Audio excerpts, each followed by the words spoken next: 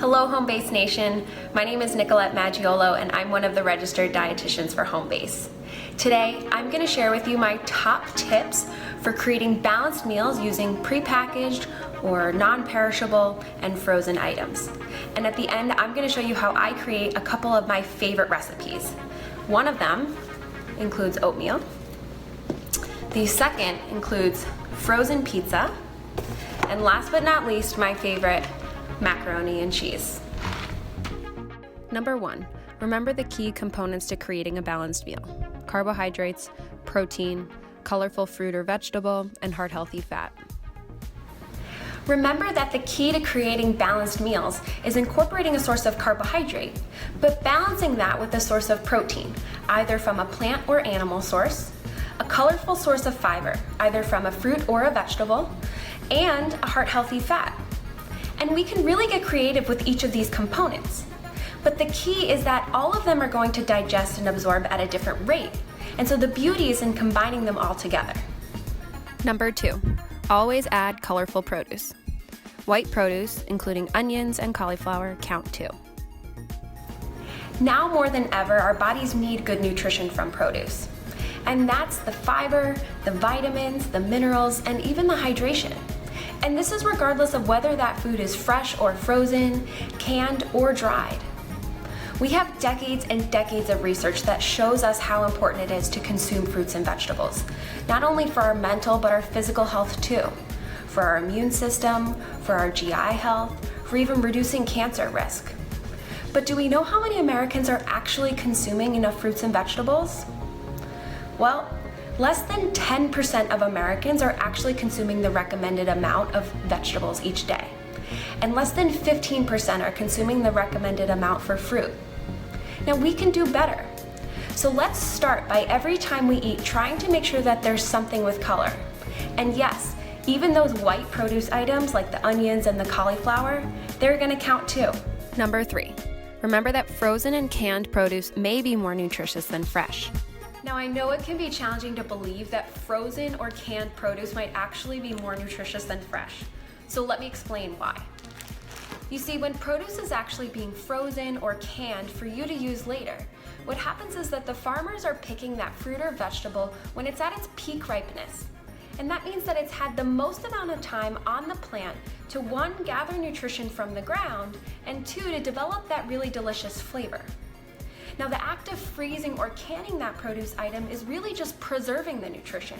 It's not taking away from it. And so if we compare that to a fresh produce item, a lot of what's happening with our fresh produce is it's being picked before it's actually fully ripe. So it hasn't had enough time on the plant to gather nutrition from the ground and to develop that delicious flavor.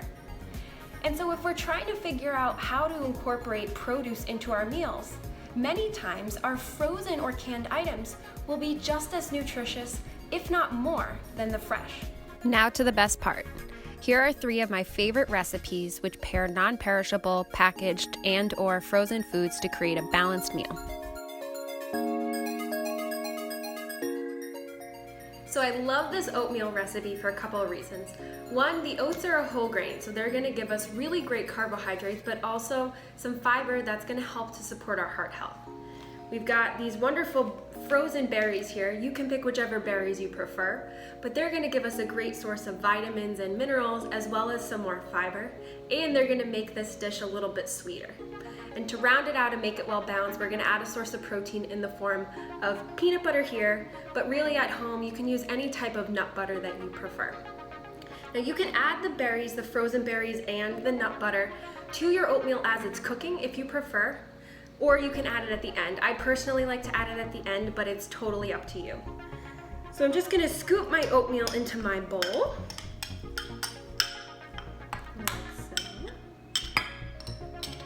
Then I'm going to take a couple of spoons of my berries. Now I really like these wild blueberries because they're little, and because they're so small, they actually defrost really quickly. So when I put them on at the end, they're not rock hard frozen when I go to eat the oatmeal mixture.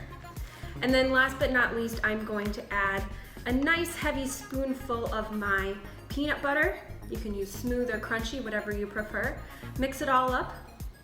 And it's done. Delicious breakfast or midday meal in the form of oatmeal with our frozen berries and our nut.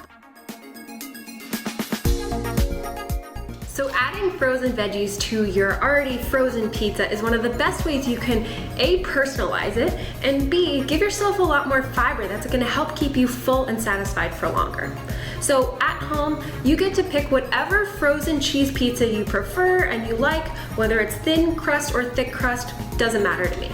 Then you get to pick whatever variety of veggies that you like. So today, I picked up some mixed mushrooms and some chopped spinach, and I also have some fresh onions here.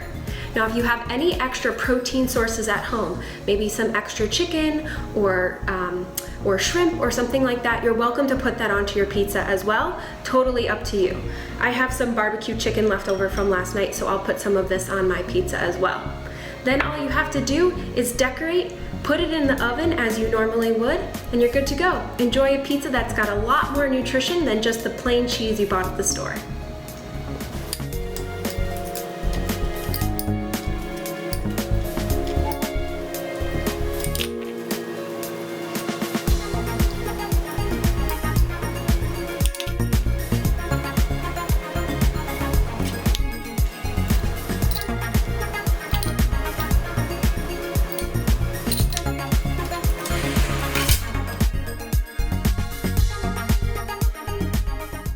Macaroni and cheese is by far one of my most favorite foods. It always brings me back to my childhood, and so as an adult I've been determined to make sure that I can still incorporate it into my life and still enjoy it, but be mindful of the things that my body needs to make it more nutritious. So, first step, pick your favorite macaroni and cheese box. It doesn't matter which one, just pick your favorite, and then prepare it in a pot just like you normally would. Once the macaroni and cheese is cooked, that's when we're gonna add the source of fiber from a type of vegetable, and then we're gonna add a source of protein, either from a plant-based option or an animal-based option. Now, once my macaroni and cheese is cooked, today I'm going to use some riced cauliflower. Now, you can use cauliflower in floret form, you can use riced cauliflower, you can use any other type of frozen vegetable. It's really up to you. You just want to steam it or cook it so that it's thawed out before you add it to your macaroni and cheese. Otherwise, it will cool everything down. So I've steamed my riced cauliflower. I'm gonna add a little bit into my macaroni and cheese. And then for my protein source, I've got a couple of options. I have some shelled edamame here and some white beans in a can, both of which are a great plant-based source of protein. And because I had a little bit left over in my fridge, I have this barbecue chicken that is another option. Sometimes if I don't have any of these, I'll use like a frozen salmon burger that I've cooked up and just chopped into little pieces, and I'll mix that into my macaroni and cheese. But for today, I think I'm gonna use the edamame and the white beans.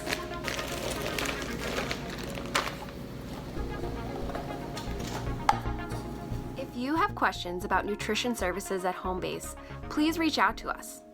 Visit our website at www.homebase.org/nutrition and submit a question under Ask the Dietitian. For recipe inspiration, scroll down and check out our recipe library.